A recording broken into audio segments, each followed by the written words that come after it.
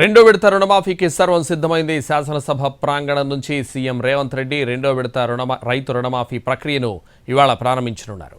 రెండో విడతలో సుమారు 7 లక్షల మంది రైతులకు దాదాపు 7,000 కోట్లు మాఫీ చేసేందుకు ప్రభుత్వం రంగం సిద్ధం చేసింది. ఈ నగదును రైతుల రుణ ఖాతాల్లో జమ చేస్తారు. ఆగస్టు 15లోగా మొత్తం ప్రక్రియ పూర్తి కానుంది. ఎన్నికల మేనిఫెస్టో అమలు దిశగా తెలంగాణ కాంగ్రెస్ సర్కార్ అడుగులేస్తోంది. ఇప్పటికే తొలి దశలో ₹1,00,000 వరకు రైతు రుణమాఫీ చేసిన రేవంత్ సర్కార్ ఇవాళ రెండో విడత ప్రారంభించనుంది. రెండో విడతలో మిగిలిన ₹1,50,000 రైతుల అకౌంట్లలో వేయనుంది.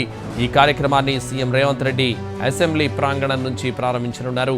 ఈ కార్యక్రమానికి డిప్యూటీ సీఎం భట్టి విక్రమార్క, వ్యవసాయ శాఖ మంత్రి తుమ్మల హాజరు కానున్నారు.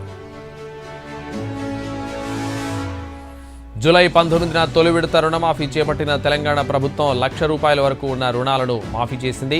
అందులో సుమారు 10,83,000 కుటుంబాలకు చెందిన 11,34,000 ఖాతాల్లో 6,000 కోట్ల 35 లక్షల రూపాయలు జమ చేసినట్లు సర్కార్ పేర్కొంది.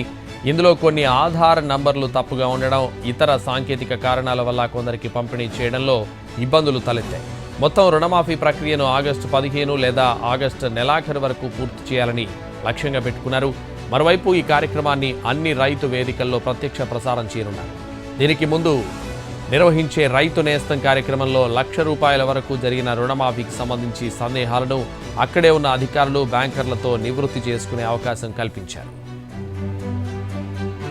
తమ ప్రభుత్వం స్పష్టమైన విధానంతో ముందుకెళ్తోందన్నారు మంత్రి తుమ్మల. రైతు రుణమాఫీ పూర్తి చేయడంతో పాటు రైతు భరోసా, పంటల బీమా, రైతు కూలీలకు బడ్జెట్ నిధుల కేటాయింపు సహా అన్ని పథకాలు సమగ్రంగా అమలయ్యేలా చూస్తారు.